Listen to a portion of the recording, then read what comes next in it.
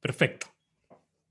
Bien, agradecerles a todos la asistencia a lo que es para mí una ocasión muy especial, que es la presentación formal o lanzamiento de este libro. Aquí va llegando todavía más gente, que bueno, me gusta eso, que podamos estar acompañados.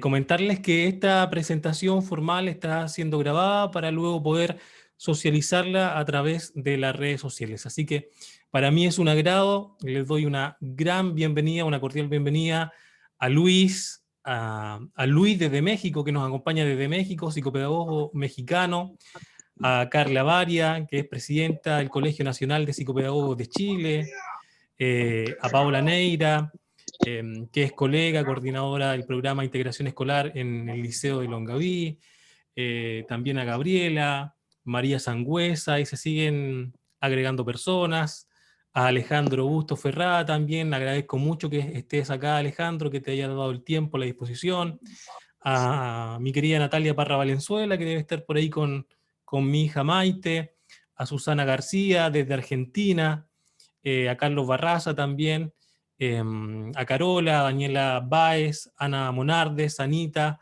hay alguien que está ahí con C, no sé quién será. Así que muchas gracias por estar acá, sean todos muy bienvenidos. La invitación, queridos estudiantes, bueno, así uno comienza la clase, estoy acostumbrado, a que puedan encender sus cámaras, por favor, para que podamos favorecer la buena comunicación y mirarnos al rostro. Así que si pueden encender las cámaras sería aún mucho mejor. Bien, antes de iniciar la presentación formal de este texto que tengo en mis manos, que es el libro Homo Creative, el que están viendo acá, breve interpretación filosófica del hombre e introducción al método psicopedagógico afectivo creativo, voy a presentar un video bien breve de introducción que probablemente ustedes ya lo hayan visto, pero nos va a servir para dar inicio a esta breve jornada. Bien, voy entonces a compartir pantalla. Vamos a ver si recuerdo cómo se hace. Compartir sonido. Compartir. Retroalimentación. ¿Se ve? ¿Se ve? Ahora sí se ve. Estupendo. Muchas gracias. Bien, vamos con el inicio de este video.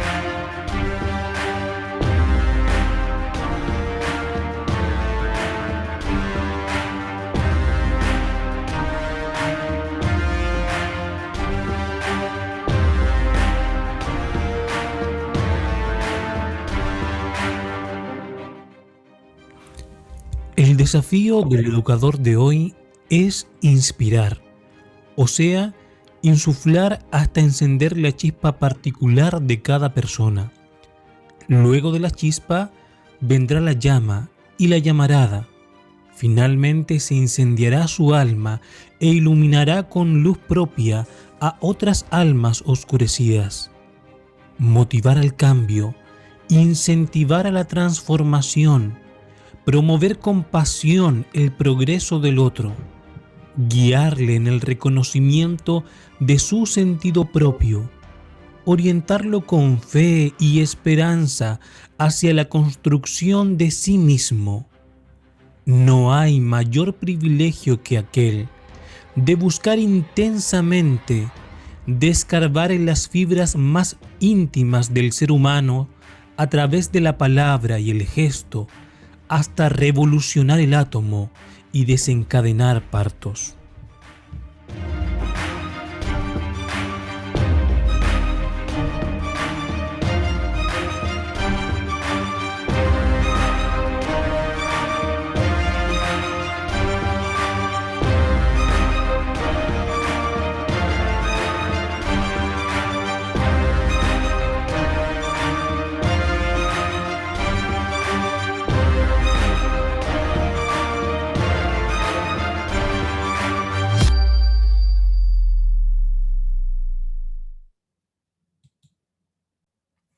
Bien, luego de ese video introductorio, paso a compartir con ustedes lo que es la presentación de este libro. Doy la bienvenida a las personas que se han ido incorporando poco a poco a la presentación. Compartir pantalla nuevamente. PowerPoint. Compartir. Ingresan más personas y las vamos a ir aceptando a medida que vaya apareciendo la solicitud. Ahora voy a presentar.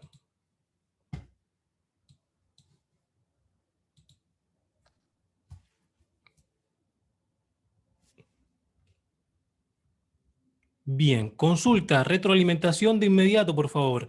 ¿Se ve la presentación en grande, extendida? Bien, muchas gracias. Estupendo. Bueno, comentarles en primer lugar que esta presentación consta de 11 diapositivas. No es tan extensa, no tiene tanto contenido en escritura, sino más bien son algunos elementos que he deseado incorporar en la presentación inicial de este libro. Elementos basales o principales que ustedes podrán encontrar cuando lean el libro en físico o en su formato PDF. Presentación entonces del libro Homo Creative. Ustedes pueden apreciar acá lo que es la portada y la contraportada. Homo Creative, breve interpretación filosófica del hombre, y posteriormente una introducción al método psicopedagógico afectivo creativo, que es una propuesta psicopedagógica que yo realizo acá de forma introductoria. También podemos observar la contraportada. Quise que fuera este diseño en negro en el fondo y que pudieran resaltar los colores de los lápices y también de las tizas. Continuamos.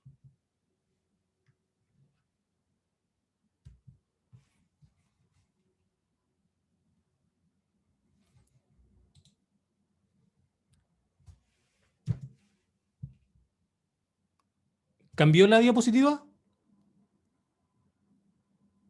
Sí. Perfecto. Antes de iniciar con el contenido mismo del libro, quiero presentarme para las personas que aún quizás no me conocen tanto.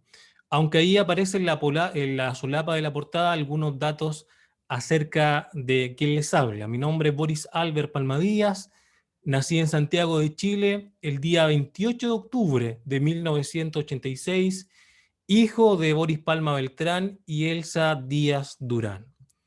Soy, en primer lugar, psicopedagogo, titulado del Instituto Profesional Los Lagos, de su sede acá en la séptima región, en Talca, y actualmente estoy cursando la carrera de Pedagogía en Educación Diferencial impartida por la Universidad San Sebastián en la sede de las Tres Pascualas en Concepción.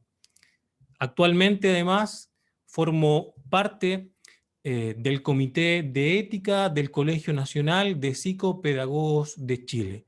Integrante de este comité ya hace, con este serían 2 años. Esos son algunos de mis antecedentes. Tengo una hermosa hija también, Maite Anastasia, de 3 años, y un hijo que está por nacer ahí a finales de junio, Boris Andrés. Comentarles que al final de esta presentación va a haber momento para una retroalimentación. Si tienen alguna consulta, algún comentario, alguna reflexión que deseen hacer o aportar, los invito a que la puedan ir anotando quizás en sus apuntes para que podamos dialogar y conversar brevemente al final de la presentación. Bien, quiero presentarles en primer término la estructura general del libro. ¿Cuál es el esqueleto o el armado central de este libro, su organización? El capítulo 1 nos entrega una interpretación filosófica del hombre. Iniciamos con eso. En el capítulo 2 continuamos con un análisis de la creación física. Esta es una mirada filosófica sobre lo que es el hombre en primer lugar y también lo que es la existencia o el universo. Acá, en este capítulo, se mencionan los 4 pilares de la creación que yo he propuesto. Continuamos en el capítulo número 3, vamos a ver que no se pegue, ahí sí. Capítulo número 3, agua y poder creativo, la propuesta de la metáfora del agua y su relación con el poder creativo. Capítulo 4, el hombre y su relación con la verdad. Acá yo expongo un ensayo que escribí el año 2013 sobre la verdad, hace ya casi 8 años atrás, pero que consideré pertinente también incluirlo en esta obra. Continuamos con el capítulo 5, la pedagogía para el hombre bio, psico, socio, espiritual. ¿De qué estamos hablando cuando nos referimos al hombre como un ser bio, psico, socio, espiritual? Estas 4 dimensiones del hombre lo vamos a ir analizando más adelante en el capítulo número 5. El capítulo número 6 nos habla acerca del método psicopedagógico afectivo creativo, que es una propuesta personal, particular, que yo realizo de cómo se debería hacer psicopedagogía o cómo se debería implementar el acto educativo. Es una introducción al método. Más adelante ustedes van a notar que este método puede perfeccionarse, hay mucho que escarbar en él, así que es una presentación a este. Y por último, el capítulo número 7, fundamentos psicológicos de este método, donde hablo acerca de la afectividad y la creatividad.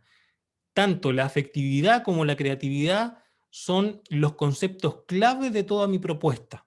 Lo vamos a analizar a medida que desarrollemos la presentación. Esta entonces es la estructura general que ustedes se van a encontrar en este libro Homo Creative y sus 7 capítulos.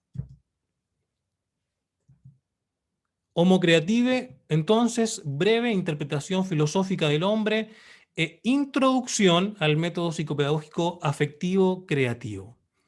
Inicia con estas palabras, el desafío del educador, y apareció también en el video del comienzo, el desafío del educador de hoy es inspirar, o sea, insuflar hasta encender la chispa particular de cada persona.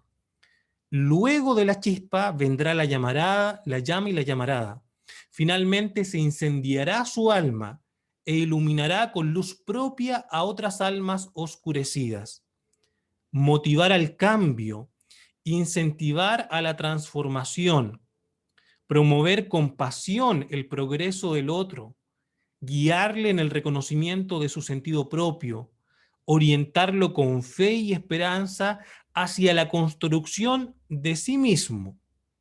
No hay mayor privilegio que aquel de buscar intensamente, de escarbar en las fibras más íntimas del ser humano a través de la palabra y el gesto, hasta revolucionar el átomo y desencadenar partos.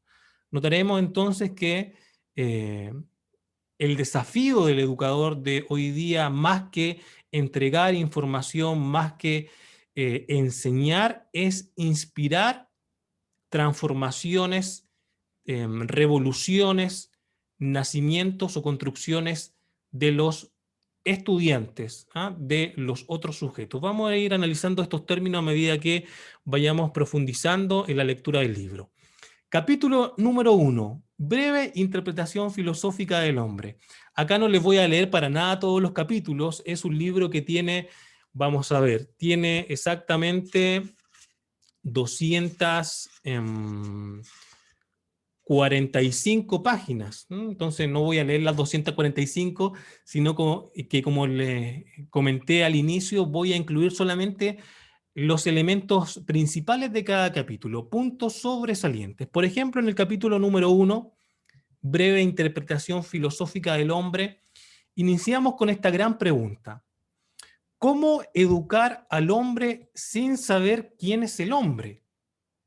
¿Cómo yo podría tener este atrevimiento de intentar educar al ser humano, al sujeto, al individuo, al hombre, sin saber yo quién es el hombre? ¿A quién voy a educar? Por lo tanto, esta es la pregunta que inicia este capítulo número 1. Y aquí nos vamos a encontrar con conceptos como esto: relación externo-interno. Notaremos que la presencia de nosotros, la existencia humana en este mundo material, es resultado simplemente de factores externos, de elementos exógenos que, como producto de su relación, producen al ser humano o permiten la existencia individual de cada uno de nosotros. Un ejemplo simple de esta relación de elementos externos o exógenos es la relación de nuestros padres. La relación primero sentimental de nuestros padres escapa a nosotros. Eso es previo a nuestra existencia. Posteriormente, luego de esa relación emocional entre nuestros padres, viene la relación pasional o física. Y producto de esa relación pasional o física entre estos dos seres vivos, somos engendrados nosotros como un ser particular. Ya en este contexto nosotros podemos notar cómo nuestra propia existencia particular está determinada por la actuación de elementos externos y que escapan notablemente de nuestro radio de influencia o acción. Entonces, pareciera ser que todo acto creativo tiene este sentido o esta relación externa e interna. Y mientras estamos nosotros siendo, o el feto pasa a ser embrión y se desarrolla durante estos 9 meses en el vientre materno, ya desde ese momento nosotros estamos siendo influenciados por otros elementos externos. Ahí estamos hablando de estimulación temprana, por ejemplo, o estimulación activa antes del parto. Incluso algunos estudios europeos, franceses, nos dicen que ya a los 7, 8 meses el embrión puede reconocer algunas sílabas. Y nosotros sabemos que el embrión ya reconoce estímulos visuales, sonidos, cambios de intensidad de la iluminación del ambiente, entre otros aspectos. Por lo tanto, siempre estamos siendo sometidos a estímulos que vienen desde el ambiente, que nosotros no elegimos, que nosotros particularmente no estamos condicionando, pero que sin duda afectan nuestro desarrollo. Esa es la relación externo e interno. Nuestra particular existencia, entonces, si incluso retrocedemos en la historia de nuestros abuelos, vamos a ir notando cómo este sendero se va abriendo aún más y las influencias cada vez son más lejanas. Para que nuestros padres se conocieran, primero tuvieron que existir nuestros abuelos, y así nuestros bisabuelos, nuestros tatarabuelos. Por lo tanto, nuestra existencia como individuos particularmente es el producto de muchas relaciones externas, internas que se han dado en el pasado. También presentamos en este capítulo, bueno, ahí se ve referidos al aspecto de la reproducción, la fecundación y el nacimiento humano, animal y vegetativo, siempre la dirección es desde lo externo hacia lo interno. Otro elemento que vamos a encontrar en el capítulo número 1 es la manipulación de lo externo. Como seres humanos, mientras más abundante y rica sea la relación y manipulación de lo externo, más capacitados estaremos para desenvolvernos efectivamente. Nosotros nacimos y empezamos a relacionarnos de inmediato con lo externo. El llanto, por ejemplo, es un sistema o un método instintivo de comunicación con lo externo. A través del llanto, ya el recién nacido está interactuando con su entorno, principalmente con su madre. El llanto, el prebalbuceo, los sonidos guturales, el balbuceo, son comportamientos generalmente instintivos e inconscientes que utiliza el recién nacido o el infante para poder comunicarse con su entorno. Acá ya estamos manipulando de forma inconsciente lo externo en nuestro cuerpo. A través del llanto podemos provocar reacción en nuestra madre, a través de algunos gestos, a través de la palabra, cuando empezamos a articular nuestras primeras palabras. Nos damos cuenta que influimos en nuestros seres más cercanos, en nuestros padres, en nuestros hermanos. En consecuencia, mientras mayores sean nuestros conocimientos, habilidades y competencias, mayor será nuestra capacidad de desenvolvimiento y poder creativo. ¿Mm? A medida que nosotros vamos creciendo, esta maravillosa capacidad de manipular los elementos externos va complejizándose y va siendo cada vez mayor. Primeramente manipulamos elementos que son concretos, las texturas, los colores, el peso, la forma, a través de nuestras vías sensoriales primarias, y posteriormente con el desarrollo del pensamiento, como decía Piaget, logramos manipular también elementos o conceptos abstractos, como la metáfora, definiciones de lo que es el amor, la muerte, la justicia, valoraciones más filosóficas de la vida. También nos vamos a encontrar con este concepto, la causa antes del hombre. Voy a aceptar a otra persona que ingresa. Bien. Cuando hablo de la causa antes del hombre, en este capítulo número 1, a ver si se carga, me refiero a la posibilidad de la existencia de una causa antes de la existencia del hombre. ¿Mm? Esta causa, a la que muchas personas le llaman Dios, a las que otras le llaman el gran arquitecto, el diseñador de todo lo que existe, queda muchas veces en evidencia a través de la creación. Voy a seguir aceptando por acá. Entonces acá yo propongo una causa antes de la existencia del hombre, y es muy importante reflexionar en esa causa o en esa inteligencia anterior a la nuestra, porque va a tener mucha relación con lo que continúa en el libro. Bien. Capítulo número 2. Equilibrio, exactitud, eficiencia y propósito en lo creado. Yo les hablaba en el capítulo número 1, al finalizarlo, la causa antes del hombre. Y aquí en este capítulo número 2 vamos a hablar acerca de los 4 pilares que yo propongo de la creación. ¿Cuáles son estos 4 pilares? El primero es el equilibrio, y esta es una propuesta particular. No es que necesariamente sea así, comprobado por la física, pero hay datos científicos que nos entregan las ciencias positivas que nos dicen que de forma abismante cada uno de estos pilares se manifiestan o se expresan en toda la creación. Primero yo hablo acerca del equilibrio. ¿Qué es el equilibrio? Durante los primeros años de vida, mecánica y físicamente, por ejemplo, los seres humanos logramos adquirir con el desarrollo la capacidad de la equilibrio-percepción. O sea, logramos equilibrar nuestro cuerpo, nuestras extremidades, finalmente nos levantamos, luego de reptar o arrastrarnos o gatear, como coloquialmente lo conocemos, somos capaces de levantarnos en nuestras 2 extremidades inferiores y poder marchar. ¿Ah?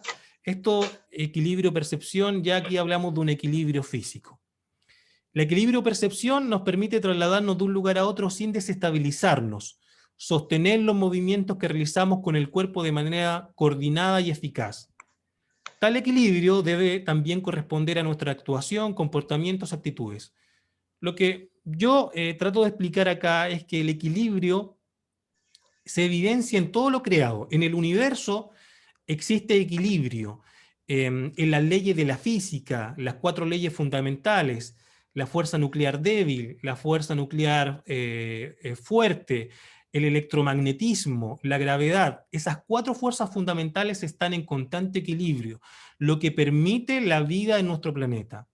También hay un gran equilibrio en la atmósfera terrestre, que está compuesta de un porcentaje adecuado de los gases pertinentes para que podamos respirar.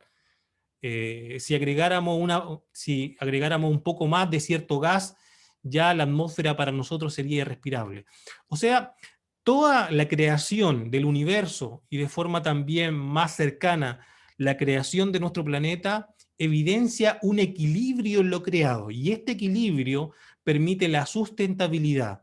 Si no existiera equilibrio, o sea, si hubiera desequilibrio el sistema estuviera desorganizado, la vida sería prácticamente improbable, improbable. Y bueno, nosotros también tenemos que demostrar equilibrio físico, pero el equilibrio va más allá de lo físico, sino que también va en el equilibrio de las emociones y la afectividad. Otro de los pilares que yo propongo es la exactitud. Y la exactitud está muy relacionada al equilibrio en la justa medida, la característica precisa, el no fallo en la propuesta y en la ejecución. Así, todo lo que está creado en el universo pareciera ser exacto. Por ejemplo, la órbita que sigue la Tierra, el camino elíptico que sigue la Tierra alrededor del Sol, permite la vida. Si esta órbita elíptica fuera un poco más alejada al Sol, las temperaturas serían tan bajas que no sería posible la vida en la Tierra. Ahora, si esta distancia que tenemos con el Sol fuera 4 o 3% más cercana al Sol, las altas temperaturas tampoco permitirían la vida en la Tierra. Ahí tenemos solamente un ejemplo, la exacta duración de los días, la exacta duración de la traslación de la Tierra alrededor del Sol. Son algunos ejemplos solamente de cómo la exactitud pareciera evidenciarse en la creación. ¿Mm? Por lo tanto, bajándolo a nosotros, también nosotros deberíamos tratar de ser exactos y precisos en todas nuestras construcciones o creaciones. El otro pilar que presento es la eficiencia. Pareciera ser que todo lo creado es eficiente y lo eficiente se define como el uso adecuado de la energía. El universo no derrocha energía, no hay energía inútil. Y aquí podemos nosotros encontrar un ejemplo muy conocido en la literatura sobre la burbuja. ¿Por qué la burbuja, por ejemplo, tiene esta forma circular o esférica y no tiene una forma cúbica o una forma piramidal? Simplemente porque la naturaleza encontró en esta forma esférica el menor gasto de energía útil, el menor gasto de energía útil. Por lo tanto, podemos ver que la eficiencia es gastar la energía útil de la manera más óptima posible. Ahora bien, ¿quién define lo que es exclusivamente necesario en la creación? ¿La justa medida de la energía en la creación? ¿Qué o quién define la medida justa de la energía? ¿Por qué no existe el derroche de energía? Todo esto va de alguna u otra forma respaldando la existencia de un diseñador de todo lo que existe en el universo, entre esos elementos nosotros. También tenemos por último el propósito. El propósito. Una de las definiciones de propósito está relacionada al objetivo o al fin de una cosa o acción. Por lo tanto, todo lo que cuenta con un propósito cuenta con una finalidad, un objetivo que cumplir. Ahora bien, estas preguntas son interesantes. ¿Tiene algún propósito el universo en el que vivimos? ¿Tiene algún propósito nuestro propio planeta, el planeta Tierra? Y más allá, y concretándolo aún más, ¿tiene algún propósito nuestra colectiva existencia y nuestra particular existencia? ¿Cuál es el propósito del estar presente acá? Pareciera ser eh, que tenemos un propósito. Nuestra mente, nuestro maravilloso cerebro, pareciera indicarnos, orientarnos hacia un propósito. Y este capítulo 2 profundiza en estos 4 pilares: el equilibrio de la creación, la exactitud de todo lo creado, la eficiencia que se demuestra en todo lo creado y también intentar postular o argumentar un propósito. Yo en este libro hablo de cuál sería el propósito de nuestra existencia y de la existencia del universo. Que es una probabilidad, es un pensamiento, no necesariamente en ningún caso es la verdad, porque esta cuestión del propósito de nuestra existencia es una de las preguntas existenciales más antiguas y más difíciles de tratar. Pero aquí intentamos de analizarla en el capítulo número 2. Continuamos con el capítulo número 3. Recuerden que son 7 capítulos. Capítulo número 3. Agua y poder creativo. Aquí yo propongo la metáfora del agua. invito yo acá a los lectores a ser como el agua. El hombre debe ser como el agua, leyendo estas 2 páginas del capítulo número 3. El hombre debe ser como el agua, incoloro, por lo tanto totalmente transparente en sus tratos y compromisos, sin ser sinuoso en sus caminos, sin oscurecer su espíritu con el odio, la traición, el dolor, el rencor, la maldad, la mentira ni la tristeza.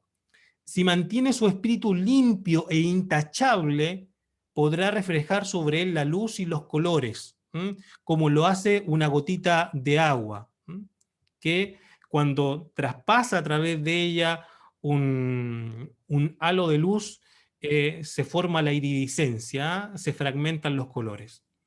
El hombre debe ser como el agua, insípido, por lo tanto de un sabor puro y no artificial.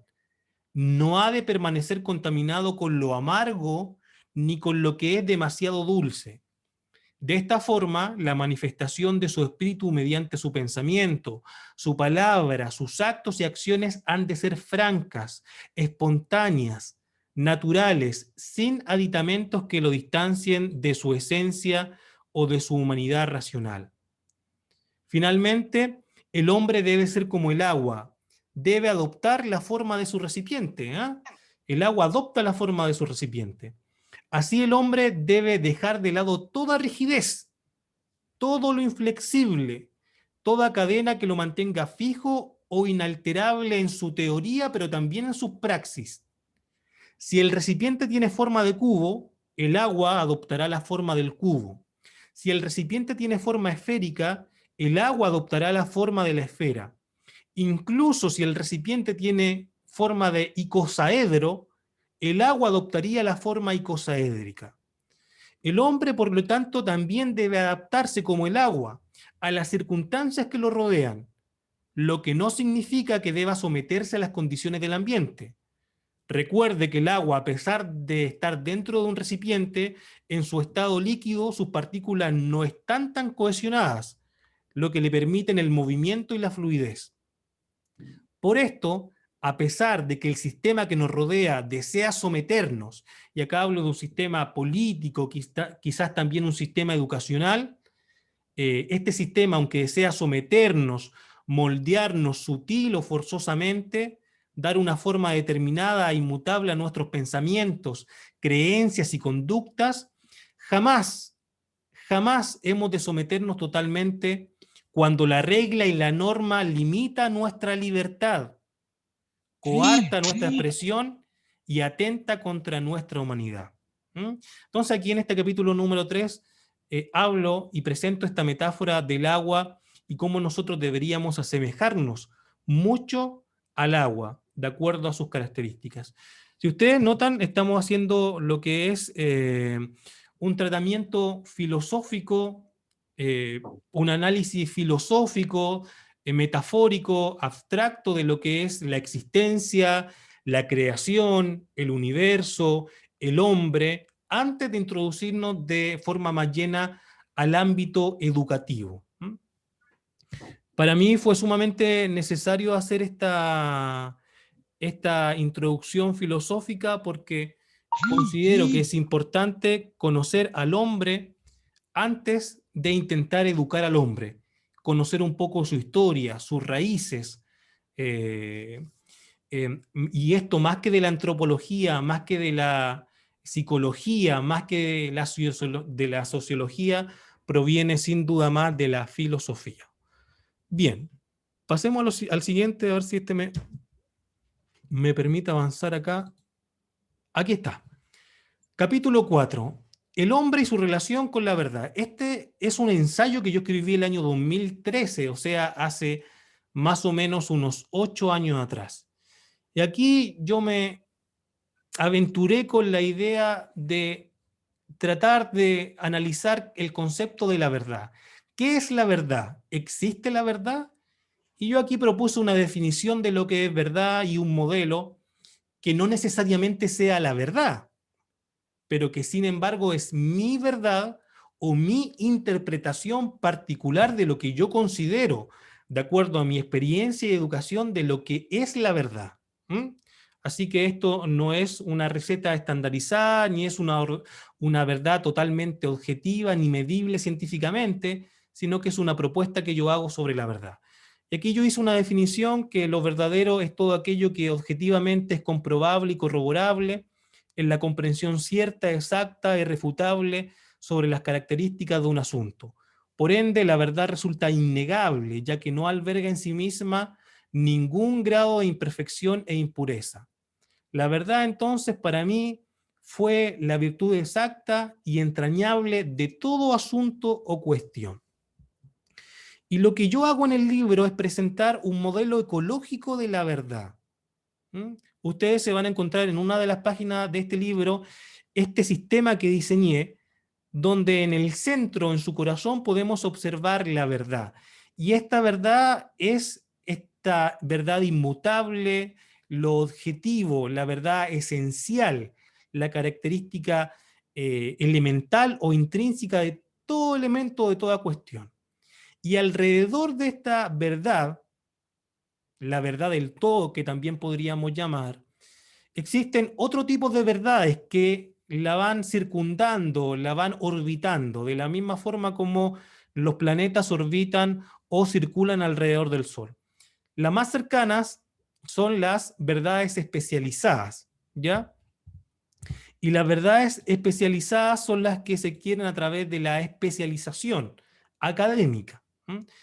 Estas verdades especializadas uno las adquiere a través de la educación formal y nos permiten estar mucho más cerca de la verdad positiva de todos los asuntos. Por lo tanto, son las verdades de la ciencia, que se van reformulando, que van cambiando a través del tiempo, pero que tienen esta característica particular de estar muy cerca de lo que es objetivamente verdadero.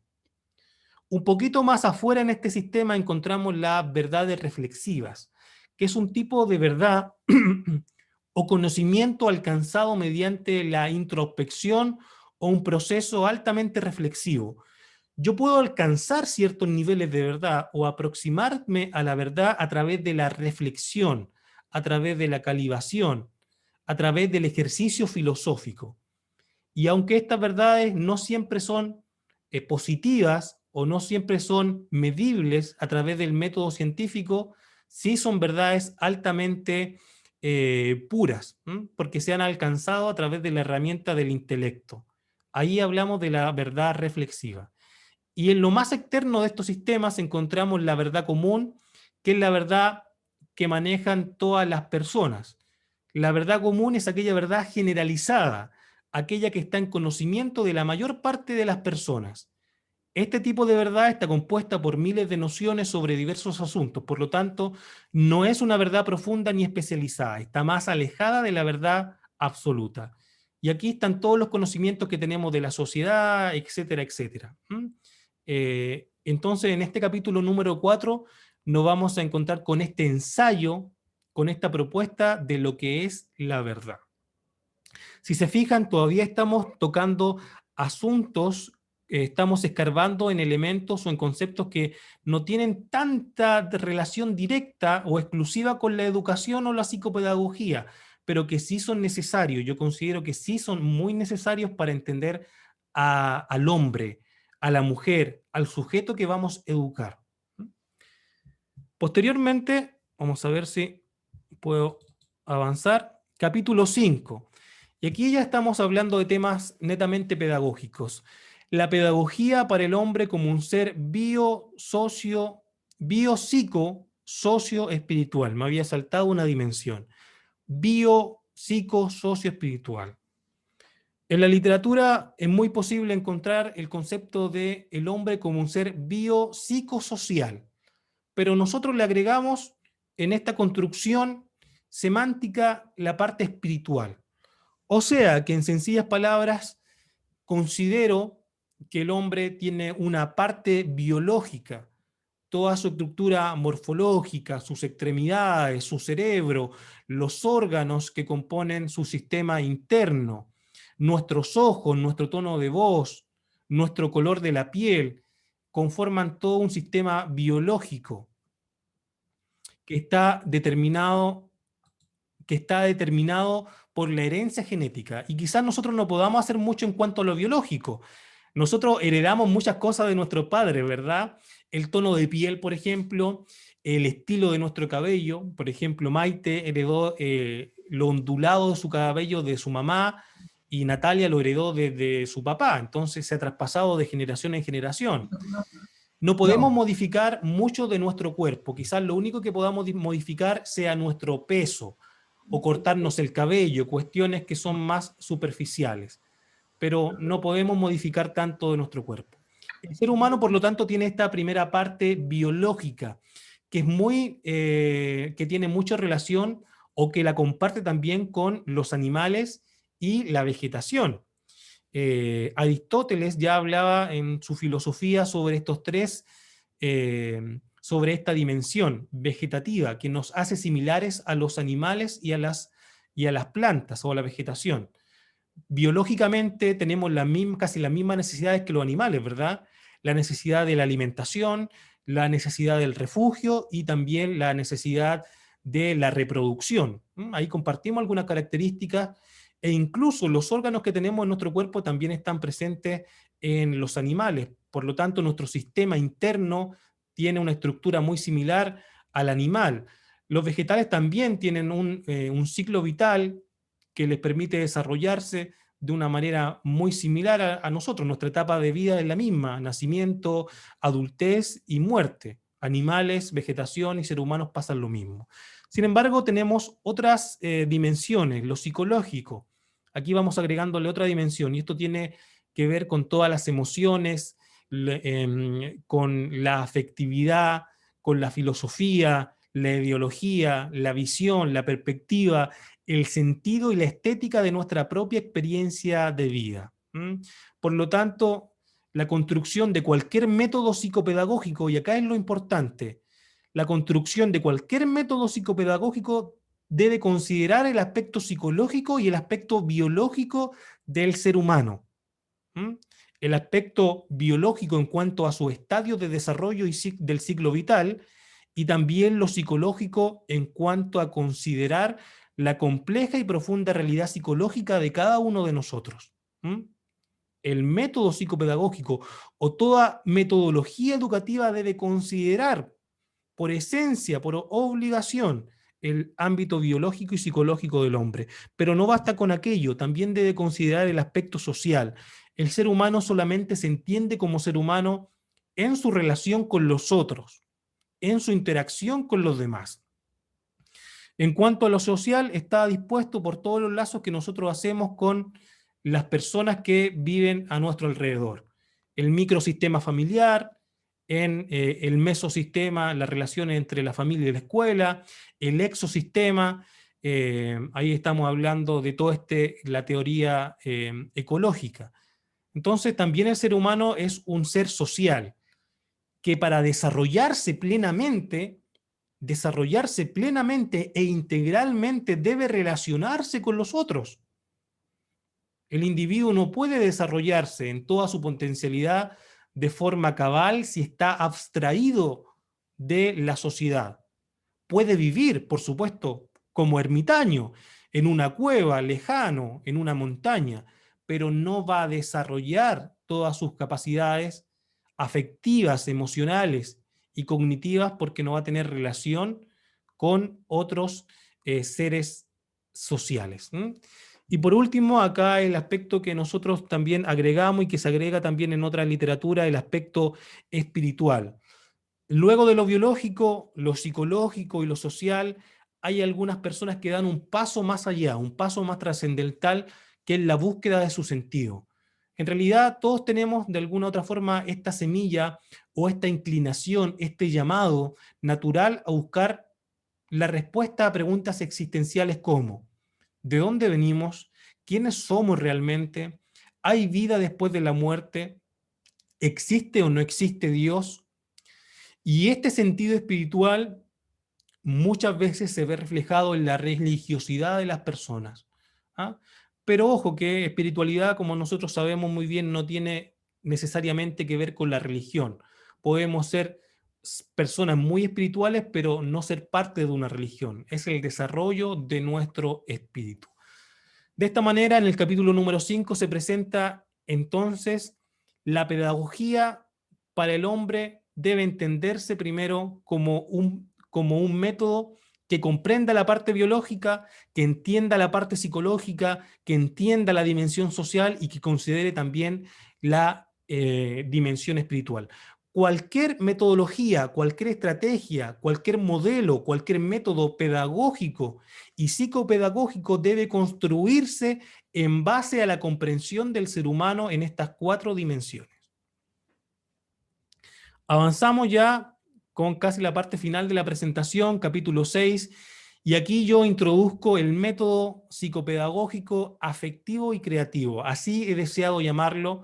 ¿Por qué? Porque la afectividad y la creatividad son las 2 piezas claves en este modelo. Y aquí yo solamente les voy a presentar esta estructura o este ordenamiento de lo que es el método psicopedagógico. Acá está, como muy bien menciona su título, el eje central del método psicopedagógico afectivo y creativo. Podemos observar en esta imagen eh, que en la construcción de este método se consideraron los aspectos biológico, psicológico y social. He querido subtraer un poco acá lo espiritual porque quiero tratarlo en otro apartado o más adelante. Pero inicialmente este método está basado en el aspecto biológico del ser humano, su aspecto psicológico y su aspecto social. Luego presentamos lo que es la afectividad. Y la afectividad debe ser la piedra basal de este método. Se presenta acá como la piedra angular del método. Es lo que sostiene cualquier metodología o cualquier acción del método. Y aquí hablamos de afectividad, lo vamos a ir definiendo luego, como aquella chispa particular del individuo que permite la construcción de todo armado cognoscitivo. Como decía muy bien Piaget, la afectividad es la chispa de la inteligencia. O sea, que aunque todo lo afectivo, estoy hablando de emociones, motivaciones e intereses, todo esto afectivo no cambia las reglas de la información. Por ejemplo, si al estudiante se le están enseñando la regla de la aritmética, de la adición y la sustracción, que 1 más 1 es 2, la afectividad, el aspecto afectivo, la emoción, no va a cambiar esas reglas. El niño alegre va a aprender que 1 más 1 es 2 y el niño enojado también va a aprender que 1 más 1 es 2. Se los digo acá de manera sencilla. Sin embargo, la afectividad sí tiene la maravillosa capacidad de condicionar la adquisición de esas reglas.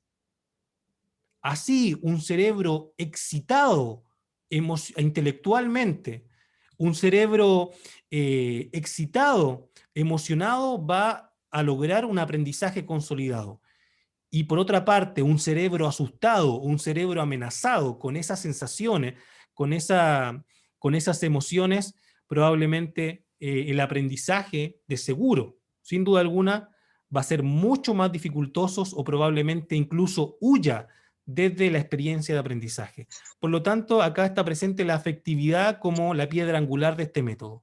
Y arriba, en la cima, está la creatividad.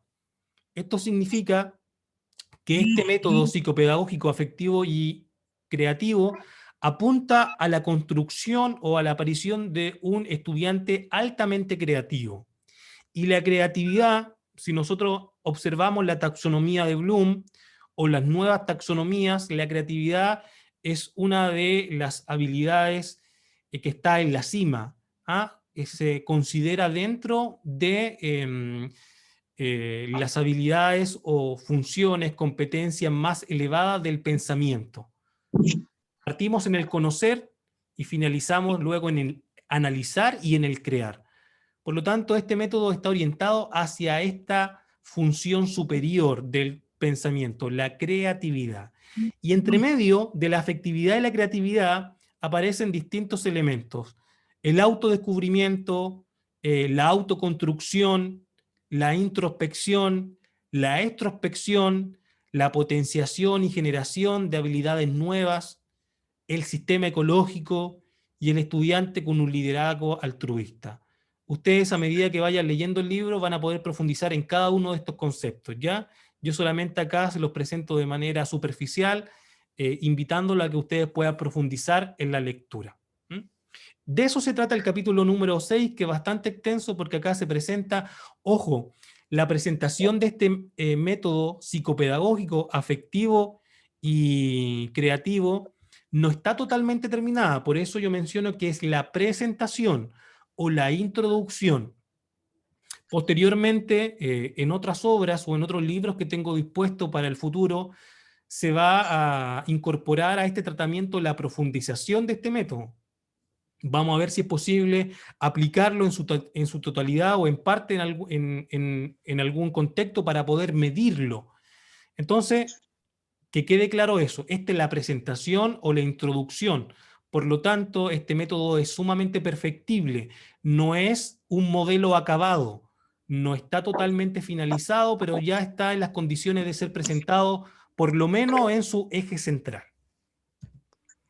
Vamos al último capítulo, que es el capítulo 7, fundamentos psicológicos de este método, afectividad como base y creatividad como cima. Y aquí yo profundizo un poco en lo que es la afectividad. En el libro aparecen varias definiciones de distintos autores sobre lo que es la afectividad y cómo la afectividad es un elemento importantísimo en el proceso de enseñanza y aprendizaje. Sobre todo en los estudiantes, y aquí yo profundizo en la afectividad en los estudiantes con necesidades educativas especiales.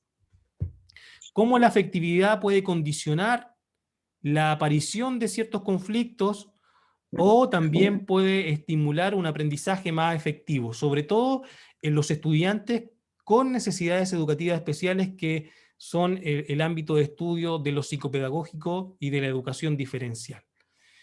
Luego de todos los aportes, yo definía afectividad como una dimensión abstracta integrada por los sentimientos, las emociones, las pasiones, las motivaciones e intereses que tiene un claro sentido de exteriorización dirigidos hacia un elemento, persona, concepto. O sea, afectivo es algo que uno siente y que está dirigido siempre hacia una persona, un elemento del ambiente. Representa el fundamento de toda conducta y comportamiento, pues dota del impulso vital a toda construcción de relaciones sociales con el medio y la concreción de la inteligencia. Uno de mis dichos favoritos es, antes de construir lo cognitivo, construye primero lo afectivo. ¿Mm?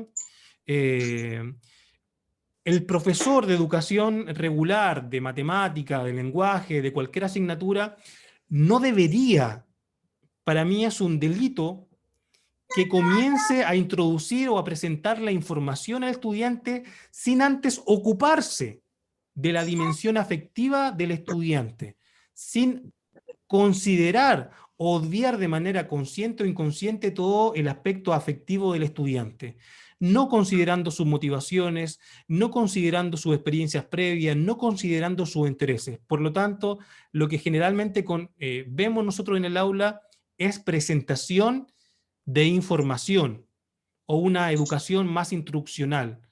Es muy raro ver un aprendizaje consolidado, porque el aprendizaje verdaderamente consolidado o significativo solamente puede producirse si atrás de él un sentimiento, una emoción o un interés por parte del estudiante. Y el otro concepto que presento en el libro, como ustedes saben, y que es muy importante, relevante, al lado y hermanado con la afectividad, en la creatividad.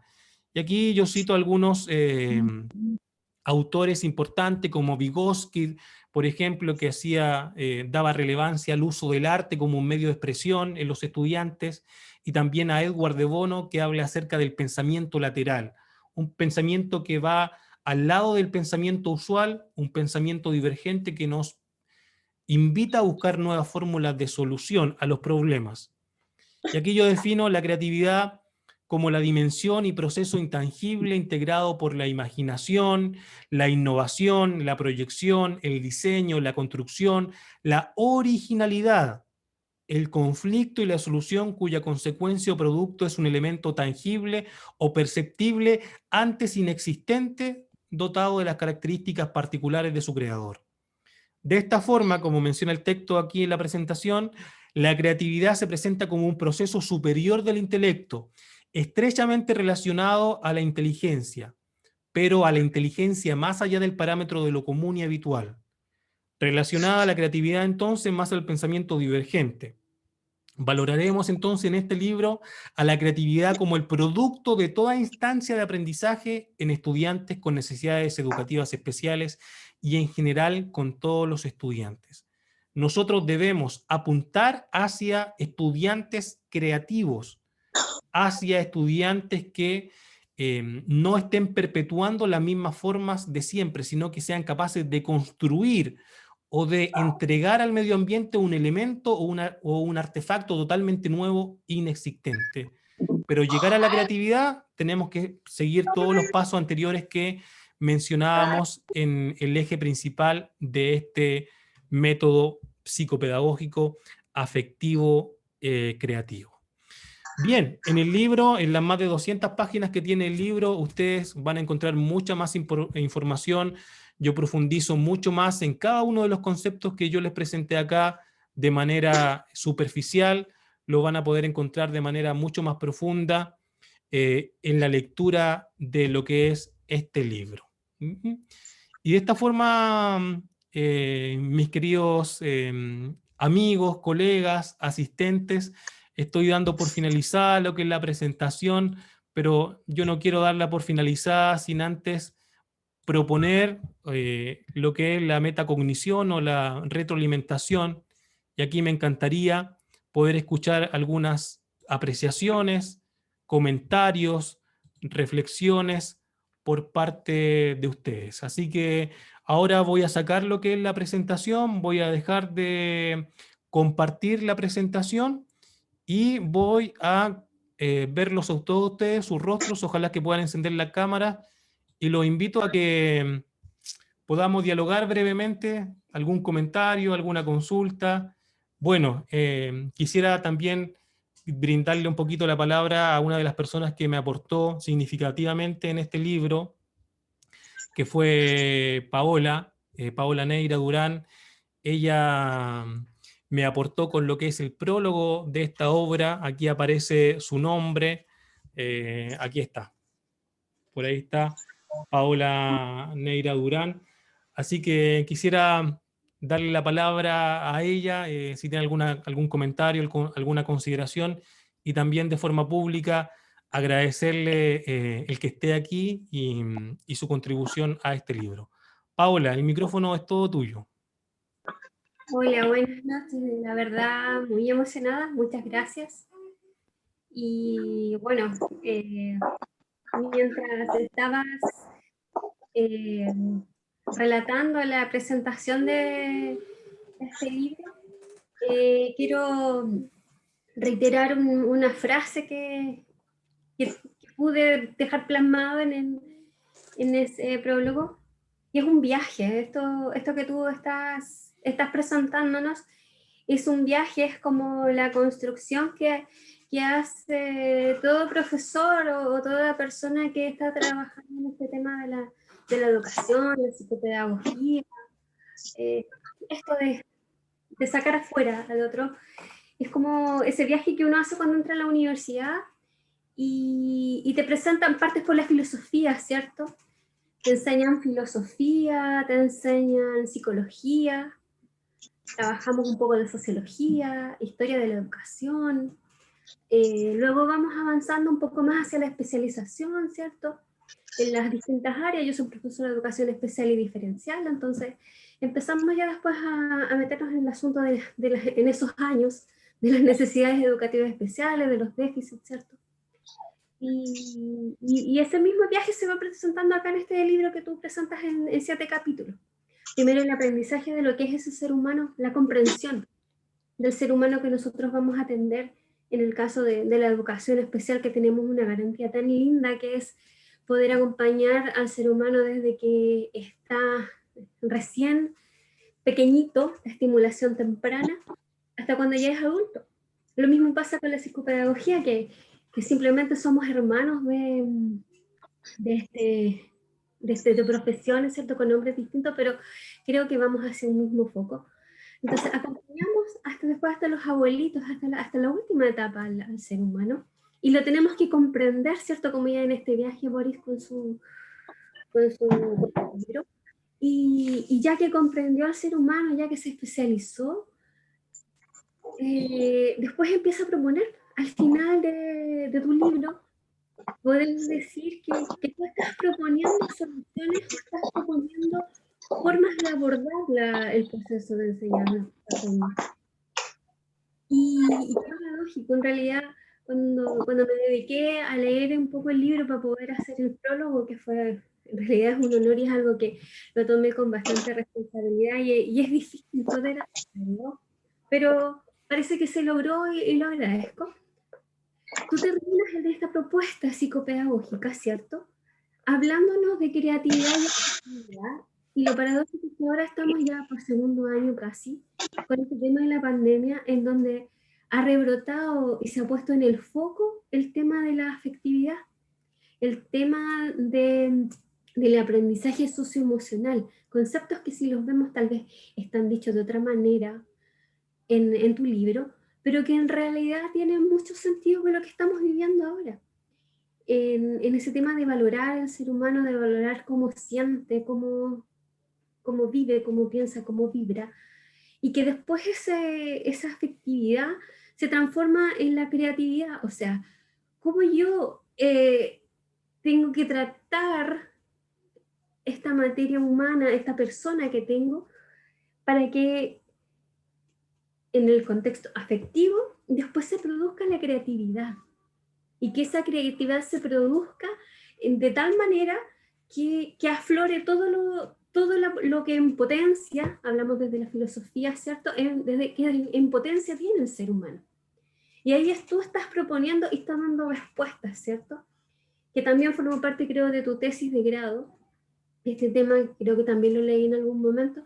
Así que es eso, es el viaje tal vez que hizo Boris, el viaje de construcción, como lo que somos todos los que estamos acá, profesores o profesionales de la educación. Nos tuvimos que construir para ser arquitectos de los sueños de otros.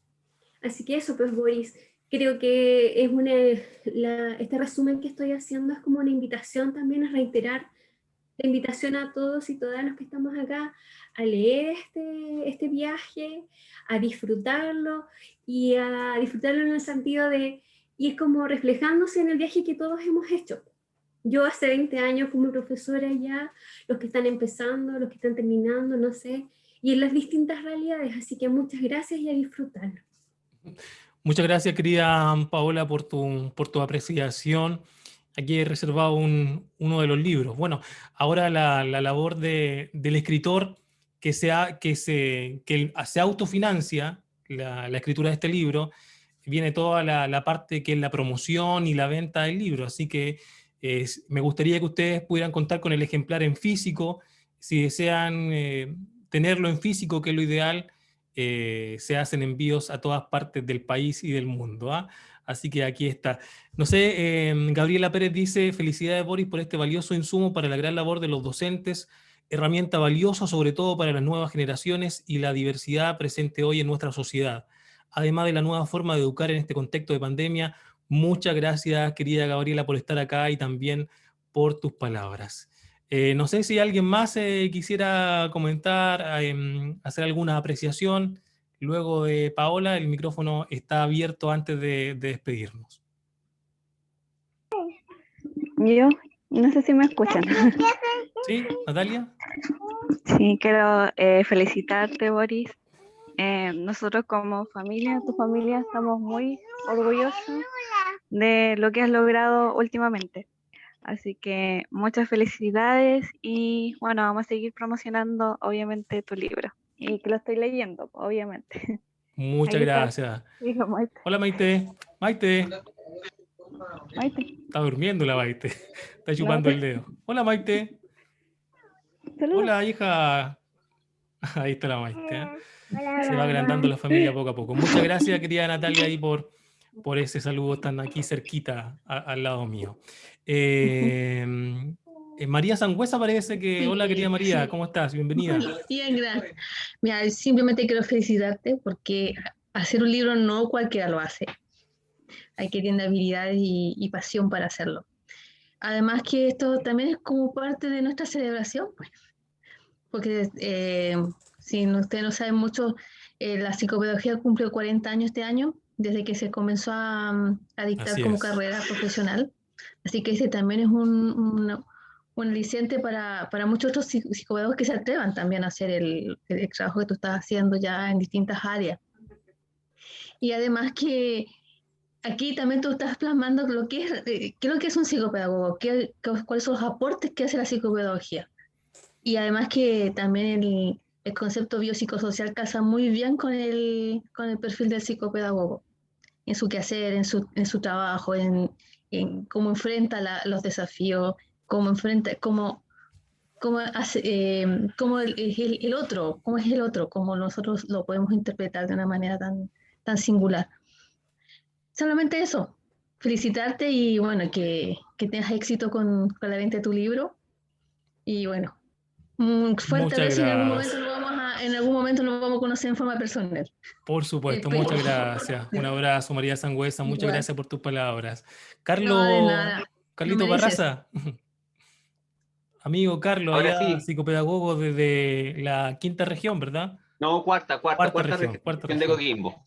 Sí, no, perdón, mi facha, No, perdón. no hay problema. Eh, no, primero que todo, Boris, siempre es un placer trabajar junto contigo, sobre todo desde la Comisión de Ética. Eh, felicitarte por todo este logro, porque como decía ahí María también, no todos pueden hacer un libro, y sobre todo un libro de investigación, porque muchas veces es fácil hacer libros de cuentos, cosas por el estilo que van saliendo de la cabeza de una persona, pero hacer un libro tan específico como lo has hecho tú, muy pocos pueden, ¿ya? Y eso también te lleva también a lo que has hecho o dentro del contenido te lleva a la medicina antroposófica, que es una parte también, una rama de la psicopedagogía o dentro del área de las terapias complementarias que también te sirven, ¿me entiendes? O sea, también se extiende para ese lado y eso también nos ayuda a nosotros a refutar, por lo menos yo que trabajo como psicopedagogo terapeuta, nos sirve también para tener más solvencia teórica, porque todo ese trabajo nos lleva a eso, o sea, complementar también lo que nosotros hacemos extenso al sistema educativo, porque tú sabes muy bien en mi mirada psicopedagógica que se sale mucho de la Claro. educación. Para mí el psicopedagogo no es un profesor que enseñe a leer, a escribir, esas cosas se los dejo a los profesores, pero sí el tema de enseñar habilidades y sobre todo el tema ahora que está muy fuerte, el tema de la educación emocional. Y como tú mismo decías, y que todo parte por la emoción. Y así también de la emoción salta el pensamiento superior que es la creatividad. Entonces, nada, eso más que nada para no extenderme, te felicito y espero el libro que me llegue ya para poderlo leer y ahí ver Claro, también. estoy ahí. Muchas gracias, Carlos, organizando los envíos en el contexto de pandemia que uno no puede salir siempre, pero ahí estamos organizándonos. Sí, así Muchas que gracias, querido amigo. Saludos por allá a la cuarta región. Don Luis Rodolfo, desde México, quería también comentar. ¿Cómo estás, maestro? ¿Qué tal? ¿Qué tal? Bueno, primero que nada, muchísimas felicidades por tu libro, Boris. Te deseo el mejor de los éxitos. Créeme, desde acá, desde México, estamos más que contentos con esta parte. Y bueno, esta cuestión siempre he dicho, ¿no? Que las cosas buenas llegan principalmente a los que saben esperar. Y esta parte de tu libro, precisamente con esta oportunidad y esta ventana que muestras hacia cada uno de nosotros de cómo es la misma psicopedagogía Mi alumna. principalmente, pues bueno, muestra esta realidad precisamente de lo que, bueno, contigo hemos aprendido bastante y creo que en los programas que hacemos todos los sábados también lo tenemos en esta misma sintonía y bueno, ¿qué más? Con este maravilloso libro que sé que va a ser un gran, como te lo dije, va a ser un gran bestseller. Estoy dispuesto a Ojalá. esta parte y lo vamos a promocionar también por acá en México también para darle cabida a esta parte, ¿no? Y bueno, por parte de Ana, que no está también ahorita, también por algunas situaciones laborales. Te deseamos el mejor de los éxitos y bueno, cuentas con todo nuestro apoyo, Boris. Muchas gracias, querido Luis, desde México, allá, psicopedagogos internacionales. Tenemos acá un conjunto de personas multicultural. Andrés Riquelme también había levantado la mano, si no me equivoco. Andrés. Sí, hola, buenas noches, Boris. Hola, hola, buenas noches, es un gusto. Sí, no nos conocemos personalmente, pero soy seguidor, como se dice. Sigo las Un gusto conocerte, transmisiones Andrés. Gracias por y estar acá. participo bastante. A mí me refirieron ahora y vi la invitación en Facebook. No voy a ser muy largo, pero quiero primero, bueno, partir con las felicitaciones por la presentación. Espero también pronto leer el texto. Yo he pasado por sistema escolar, educacional, desde educación básica hasta doctorado, hecho en todos los niveles de clase. ¿Ya? Ahora trabajo en la Universidad de Talca y hago clases en doctorado.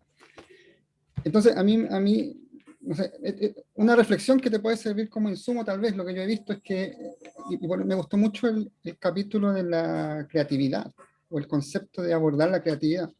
La creatividad hoy día pareciera en el sistema escolar o educacional completo, desde mi perspectiva, como un doble embudo. Los niños cuando están pequeñitos tienen mucha creatividad, demasiada, y tal vez no sabemos controlarla. Y empezamos, ¿cierto? Voy a hacer la figura que, bueno, no sé cómo escribirlo, pero empezamos a encauzarlo. Y recién yo noto que cuando están terminando en la universidad y trabajan en las tesis, le damos un espacio para la creatividad. Tal vez demasiado tarde. ¿no? Tal vez en vez de tener esta forma de un doble embudo, digamos, deberíamos tener un cilindro o algo que se abre y expandir, ¿cierto? Y tal vez dar más herramientas. Y eso tiene que ver con el proceso formativo nuestro. ¿ya? No sé, yo tengo, como te digo, varias experiencias trabajando en modelos por objetivo, modelos por competencia, diversidad y experiencias en distintos países. Y me gustó mucho el trabajo de escribir la creatividad como parte también de la instrucción. Y nosotros, al menos yo, no tengo mucho conocimiento ni mucha profundización en entregar herramientas. ¿ya? Entonces, para mí ese capítulo lo voy a tomar y lo voy a leer probablemente muchas veces y vuelva incluso a preguntarte, pero a mí me hace reflexionar bastante. Y me apareció esta reflexión que a lo mejor les puede servir también, no sé, a la parte 2 del libro, o el segundo capítulo. Eso, muchas gracias.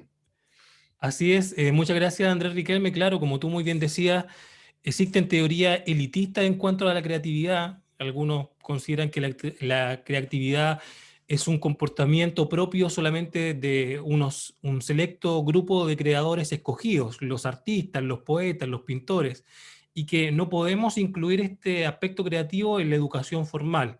Pero como tú muy bien decías, la creatividad es una característica intrínseca del ser humano y no debe solamente acotarse a lo que es la infancia, la niñez o momentos accidentales o puntuales de creatividad, sino que debería estar presente durante todo el proceso. Así que por eso lo considero muy importante y también la profundización de estos temas, claro, va a estar en posteriores publicaciones que quiero hacer de esta saga de libros, que este es el inicio, el número 1 de Homo Creative. Muchas gracias, querido André, y también un gusto de verdad que estuvieras acá y poder conocerte de forma semi personal, virtual.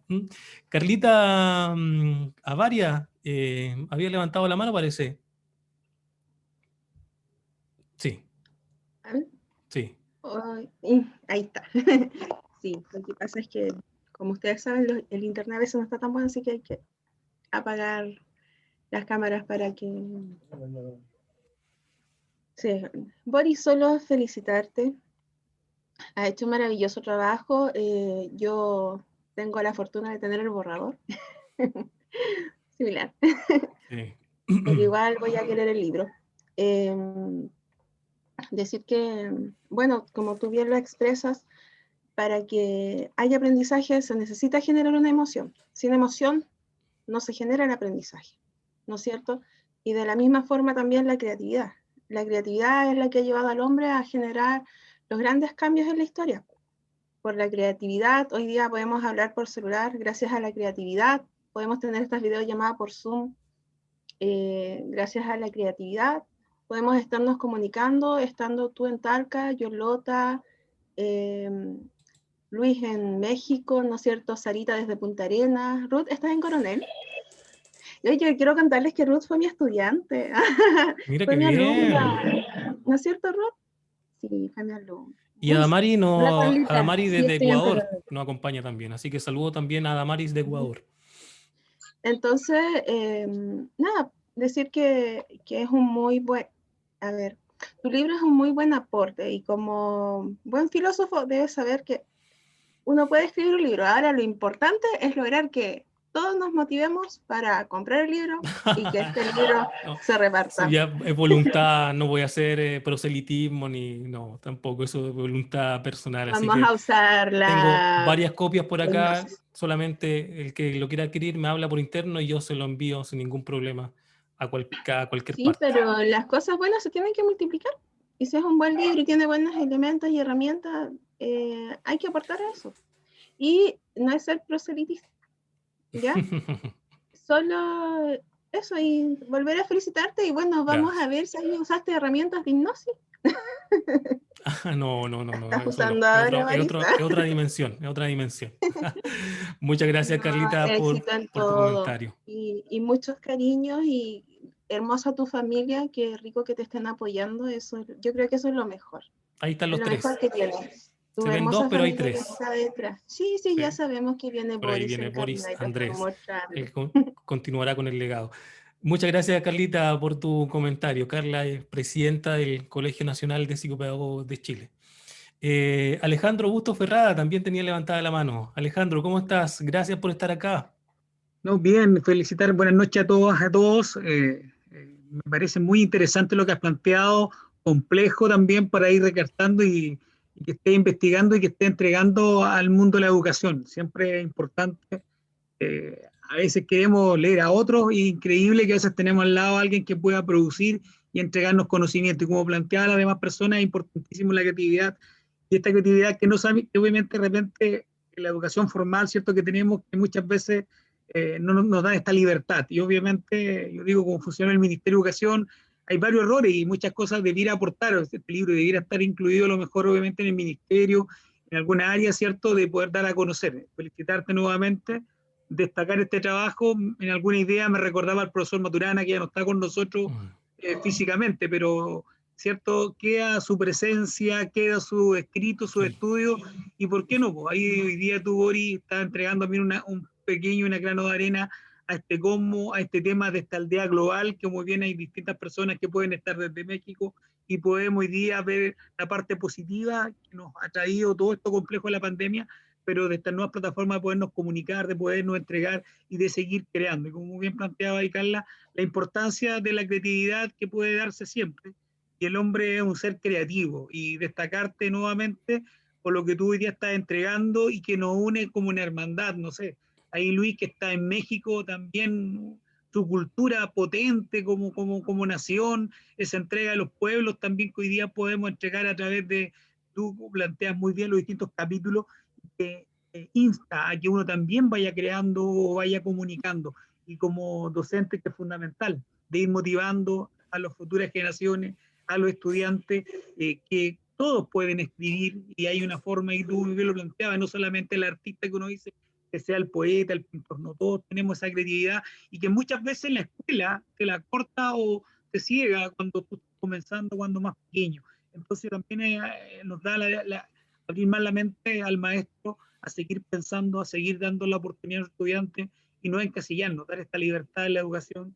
Y tú lo has planteado muy bien, al hablar de la familia, el amor, todo viene desde el amor, porque qué hermoso a través de la creatividad tú has llegado a entregar este libro que va a dar más ideas para otros investigadores para que puedan ir refutando, cambiando y tú mismo pues, seguir avanzando en este conocimiento que tú has plasmado a través de la escritura. Así que nuevamente, Boris, felicitarte y gracias por la invitación. Muchas gracias, querido Alejandro. Y como tú muy bien decías, este es el inicio. Yo creo que todo educador, profesor, psicopedagogo debe estar actualizándose constantemente. O sea, uno no debe ser un sistema rígido, sino que continuamente tiene que estar adquiriendo y produciendo información, porque el fenómeno educativo también va variando. Hoy en día, 2021, no educábamos o no enseñamos como lo hacíamos el 2019, que no había pandemia. El sistema ha cambiado y por lo tanto nuestra teoría tiene que cambiar y nuestras prácticas también tienen que cambiar. No podemos intentar trasladar una clase magistral que hacíamos en el aula, ahora trasladarla acá al aspecto de lo virtual. No, sino que tenemos que ir un paso más allá. Tenemos que adaptar nuestras formas a hacer una pedagogía de lo virtual, una pedagogía distinta. Entonces, claro, este es el inicio, quizás más adelante con los posteriores libros, quizás me desdiga, ¿por qué no?, de algunas cosas que he escrito aquí, quizás las perfeccione conceptos, quizás vaya por otros caminos, pero este es el inicio. Y como les comenté, no es un inicio acabado, este no es un proyecto acabado, porque el pensamiento de uno se va nutriendo a través de la educación y de la experiencia, así que los siguientes volúmenes de Homo Creative van probablemente a tener va a ser mucho más rico en conceptos y en otras cosas, pero todo gran árbol, como escribí por ahí, inicia con una pequeña semilla, y esta es la pequeña semilla que inicia mi pensamiento filosófico y mi pensamiento en cuanto a la psicopedagogía, que están muy hermanados. No sé si alguien quiere más decir algo, alguna reflexión, comentar o hacer alguna consulta antes de despedirnos. Una cosita chiquitita nomás. Sí. El psicopedagogo de por sí es un profesional creativo. Claro. Porque necesita mucha Debe creatividad para poder intervenir, para poder lograr que los niños puedan lograr aquellas cosas que necesitan aprender. Y bueno, si el psicopedagogo no es creativo, tiene que cultivar la creatividad, tiene que ser un elemento importantísimo dentro de la psicopedagogía. Sin Eso duda. nomás. Muchas gracias, María Sangüesa. Así que tienes otro tema, ahí tienes otro tema para el próximo libro. El psicopedagogo, una de las características elementales del psicopedagogo tiene que ser afectivo, transmitir emoción a través de la pantalla, transmitir pasión, excitación en sentido intelectual a través de la pantalla o esté donde esté, ser creativo y también, como lo he dicho muchas veces, aunque suene reiterativo, saber trabajar en equipo, saber solucionar problemas. No puede ser que un psicopedagogo no sea capaz de trabajar en equipo y en vez de trabajar en equipo cree conflicto o división. Y lamentablemente mucho de eso se ve en docentes, también en psicopedagogos, en todos los países, no solamente aquí en Chile. Así que debemos practicar lo que enseñamos. La psicopedagogía no solamente se enseña teóricamente, sino que también debe practicarse. O sea, que el cuerpo nuestro sea un instrumento también de enseñanza. Así que eso, con esa reflexión, no sé si alguien más quiere comentar o decir algo. Ruth Leal Salazar. Hola Ruth, ¿cómo estás? Hola Boris, ¿cómo estás? Bien, ¿y tú? Buenas noches a todos los que nos acompañan. Quiero felicitarte y decirte que te admiro mucho. La verdad que estoy muy contenta por ti. Espero que tengas mucho éxito y que no sea el único libro, sino que vengan muchos libros más. Tienes tanto que entregar. La verdad yo me siento muy orgullosa de ti, de haberte conocido y de que seamos compañeros también. Así que te felicito también por tu familia que te acompaña, que yo creo que es el mejor pilar que te puede guiar siempre. Así que Dios te bendiga mucho y que todo de ahora en adelante salga mejor, compañero. Es la idea. Querida Ruth, muchas gracias. Ella es compañera de la carrera que estoy cursando actualmente. Para entender el fenómeno educativo uno no tiene que quedarse solamente con una mirada o una posición. Primero, como psicopedagogo tengo una comprensión o una valoración de la dinámica educativa. Pero para comprender realmente el fenómeno educativo en su gran profundidad y complejidad, no basta solamente con ser psicopedagogo. También podemos enriquecernos con este aspecto que nos da la educación diferencial, pero eso, bueno, es una decisión totalmente personal. Yo considero que para comprender bien el fenómeno educativo uno debería ser filósofo, tener algo de antropólogo, de sociólogo, de psicólogo, un tanto de todas las ramas positivas de la ciencia y solamente ahí nos estaríamos aproximando un poco más a la verdad de la educación. Bien, no sé si alguien más quisiera comentar antes de cerrar esto. Yo por mi Sarita, Sara, parte, hola. Boris, felicitarte y desearte éxito. Me parece súper loable que puedas plasmar todo tu conocimiento en un libro y espero que no solamente eh, quede acá en Chile, sino que traspase fronteras, desearte un éxito y esperaré uno acá en Punta Arenas Ah, por supuesto que sí. Ahí para vamos. compartirlo con mis colegas. Excelente. Muchas gracias, querida Sara. Por allá va a estar viajando también, así que muchas gracias por estar acá. ¿Ah? Y esperemos que salga a otras partes. Ahí vamos a organizar algo con Luis Rodolfo Ochoa, a ver qué hacemos por allá, alguna cosa virtual por allá en México y también por allá en Argentina también. Así que muchas gracias, Sarita, por tu comentario. Gracias, Natalia, por tu presencia. Gracias, Andrés. Gracias a Paola y Renatito que anda por ahí también. A Luis Boris, Rodolfo. ¿Sí? Boris, perdón, Pablo, que hola, no, ¿cómo no sé cómo estás? levantar la manito acá. Bien, ¿y tú, Boris? Hola a Bienvenido. todos, a todas. Hola, hola. Sí. Oye, Boris, bueno, primero estoy contento porque me gusta que los colegas, ¿cierto?, en psicopedagogía, trabajemos, ¿cierto?, en la generación de conocimientos, de ideas, digamos, y a la vez esto lo compartamos, porque muchas veces pues, pienso que hay colegas bastante talentosos, ¿cierto?, y se quedan con su talento cuando yo pienso que es necesario, ¿cierto?, compartir el talento, compartir, digamos, los conocimientos, las reflexiones que vamos teniendo. Eh, y esto es lo que, digamos, lo que tú has hecho. En ese sentido, me gusta, te felicito, ¿cierto? Eres atrevido, y eso es A importante. veces, sí. Eh, bueno, pero en este libro eres bastante atrevido, digamos, en este libro. ¿Y por qué eres atrevido? Y también te diré lo que tal vez una recomendación humildemente Claro. de mi parte, Sí, por ¿sí? supuesto. Porque por lo que veo este es un libro de carácter académico. No es un libro, digamos, un libro de autoayuda, sí, un libro que tiene una índole, digamos, de no debate necesario. Este libro, digamos, precisa, ¿cierto? Y exige debate. Y en muchos puntos que tú planteas, por ejemplo, ahora claro, no está el contexto de debate. Yo igual yo disiento contigo en varios puntos que tú planteaste, por ejemplo, en términos de la física, digamos, este equilibrio de carácter universal que tú de cierta forma dices, tu definición de verdad. Yo digo, hasta qué punto matemáticamente es consistente tu definición en cuanto a la verdad que tú. Entonces, todas estas cosas, pero que a la vez son ricas, porque los textos, digamos, académicos, ¿cierto? De esta naturaleza que tú, digamos, entregas, implican una discusión académica, ¿cierto? Discusión ya sea filosófica, ya sea científica, ¿no? Entonces, no, mi recomendación es tal vez más adelante someter tu texto, ¿cierto?, a una discusión, digamos, académica, es decir, a debates, ¿cierto?, para poder, digamos, contraargumentar, ¿cierto?, poder refutar, que es lo maravilloso también de la ciencia. No tan así en la filosofía, pero la ciencia tiene una cuestión maravillosa que es replicable, ¿no? Busca la réplica. Y a la vez, de esa manera se va construyendo un conocimiento, porque el hecho de que alguien disienta contigo y te diga, mira, físicamente lo que tú dices no cumple en todas las condiciones posibles, ¿cierto? Pero eso genera, digamos, una respuesta en ti, posiblemente haya un tipo de error, pero en otros textos, otras reflexiones, ¿cierto? Tú puedes ir corrigiendo ese error.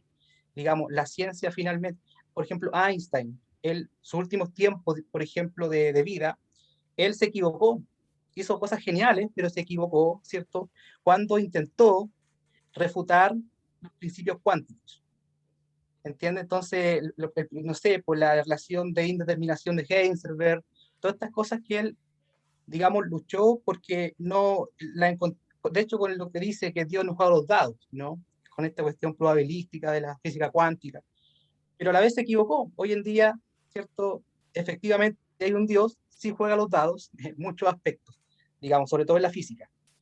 Bueno, y en todas las cosas, en realidad, si buscamos, si definimos las situaciones que van ocurriendo, los sucesos son todos sucesos probables. Entonces, bueno, eso es lo que te quería decir, ¿cierto? Este es mi consejo y de verdad estoy contento, felicito por todo esto, por este atrevimiento que tú tienes, que falta mucho. Si nosotros buscamos una proporción de cuántos psicopedagogos, digamos, se atreven, ¿cierto?, a expresar, a escribir, a plasmar sus ideas, son bastante pocos. Entonces, y tú eres uno de esos pocos. Así que por ese lado, un apretón de mano. Hemos discutido a veces en Facebook, pero yo no Pero es te... rico, es interesante, es agradable. Yo lo paso bien, sí, creo. Exactamente, yo voy a comprar tu libro, lo voy a leer, ¿cierto?, con mucha atención. Así que Perfecto. eso, saludo a todas, ¿cierto? Que estén muy bien. Muchas gracias, querido Pablo. Claro, esto está abierto al análisis. Yo no, por supuesto, nunca lo he presentado como una verdad absoluta. ¿Quién sería yo? O sea, no soy un semidios, ni un elegido, ni nada de eso, que viene con un conocimiento como Prometeo a entregar algún tipo de conocimiento, algún tipo de revelación ineludible o inmodificable. Por supuesto, como muy bien dice Pablo, esto está abierto a análisis, a argumentación, contraargumentación, a la destrucción si quieren, no hay ningún problema, y también a la edificación con otros puntos de vista más ricos. Así que ahí, como lo dije, este no es un proyecto inacabado, no se considere así, sino como la introducción a lo que es un pensamiento que se tiene que ir perfeccionando y también se tiene que ir enriqueciendo con el paso del tiempo. Así que muchas gracias, querido Pablo. Por supuesto, ahí te lo voy a enviar a cualquier parte y disfrutamos sin duda de la argumentación y de la discusión cuando se hace con respeto, cuando no se ataca al hombre, sino que más bien se atacan los argumentos y la idea. No hay ningún problema. Gracias, Boris. Gracias a ti. Hay un dicho que dice que sin conflicto no hay Sí, cambio, ¿no es cierto? sin crisis no Y hay hay otro- cambio. Claro, y sin conflicto Y no hay todo es crisis, sin crisis perfectible. no hay Claro, cambio, todo es verdad. perfectible, pero también todo se basa en las perspectivas que tengan las personas y en las inspiraciones que tengan. Hay que ver, por ejemplo, a veces hay frases que son muy asertivas y otras no tanto. Referente de frases asertivas, tenemos al señor Humberto Maturana, ¿no es cierto? Que él tiene muchas frases que son así y ojalá, Boris, algún día, Dios quiera, llegues a ser así. Recién me estaba comentando mi esposo una que él dijo que, por ejemplo, los políticos no tenían que ser la oposición, sino que tenían que ser el aporte. No me acuerdo textualmente la frase porque estaba pendiente de ustedes, aparte de lo que él me dijo de Humberto Maturana. Pero yo sé que dentro de ese texto hay muchas frases que hacen sentido y otras que quizás, como bien dice Pablo el apellido de Pablo no me acuerdo. San Martín. San Martín. Van a generar una discusión y ojalá siempre sea una discusión con altura de miras. Y lo otro, que yo creo que lo que dijiste tú del trabajo en equipo es fundamental, pero también cuando se hacen propuestas del trabajo en equipo, hay que acoger el llamado cuando se le dice, oye, hagamos esto, somos un equipo, ¿sí? Y eso es fundamental porque todos decimos, hey, tenemos que hacer esto, tenemos que hacer lo otro, tenemos que hacerlo de esta forma o lo vamos a hacer de esta otra forma. Pero si llamamos a trabajar en equipo, trabajemos en equipo. Y eso es primordial para los psicopedagogos. ¿Ya? Sí. Muchas Gracias, Carlita. Sí. Y bueno, Nancy dice desde por allá, hola Boris, muchas felicidades, eres una gran motivación para mí en lo particular, ya que estoy en mi proceso de preparación para poder ser una gran psicopedagoga. Saludos desde México, mira, tenemos más personas de México, Nancy Morales Rodríguez. Perdón por no poder hablar por audio, pero está lloviendo muy fuerte acá y está fallando el internet. Bueno, aquí llegó mi hija también, así que viene a requerir de los servicios de su padre. Aquí está Maite Anastasia, 3 añitos ya, la señorita. Así que muchas gracias nuevamente, Jacqueline Llévenes, Nancy, Pablo, Adamari, Ana Morales, Gabriela, Claudia, Natalia, Alejandro, Ruth, María Sangüesa, Carla, Andrés, Renato, Luis y Sara, y también a todos los que han estado durante la transmisión por acompañarme en esta presentación. Así que nos reencontramos y estamos en contacto en cualquier momento. Muchas gracias. Saludos, besitos, cariños a todos. Que estén muy bien. Besos Adiós. a todos. Chao, chao, Bien. cuídense. Esto va a estar en Facebook después, así que ahí lo pueden ver. ¿Ya? Chao, chao. Diga chao, hija. Chao. Chao. Chao.